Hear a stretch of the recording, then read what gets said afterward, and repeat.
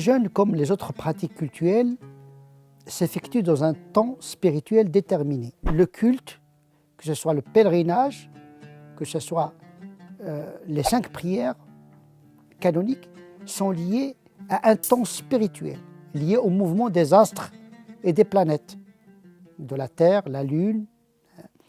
Et donc c'est une intégration dans des lois cosmiques, c'est-à-dire une soumission à Dieu, une entrée en écologie, ou bien en équilibre écologique avec le monde. Donc il y a un temps spirituel qui prend en considération le temps physique.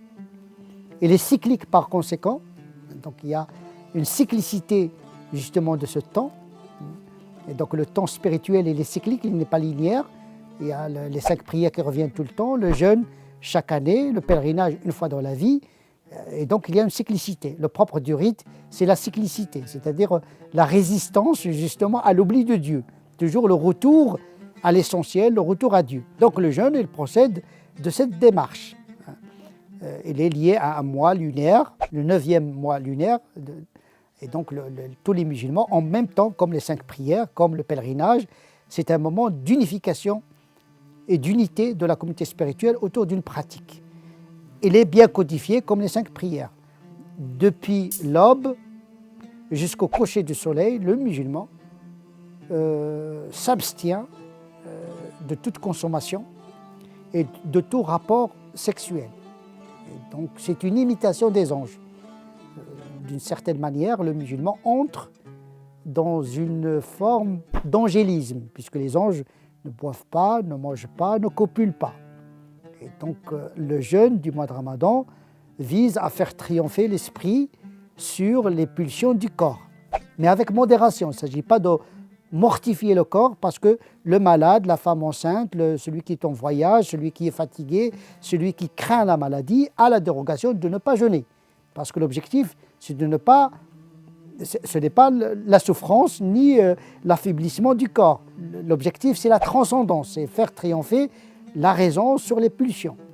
C'est une forme de libération, de liberté. La liberté de dire non également.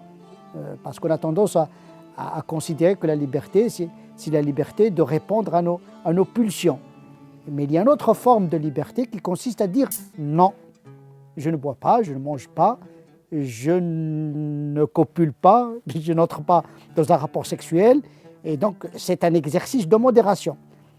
Parce qu'il s'agit de s'abstenir uniquement la journée. Le soir, on retrouve notre nature humaine.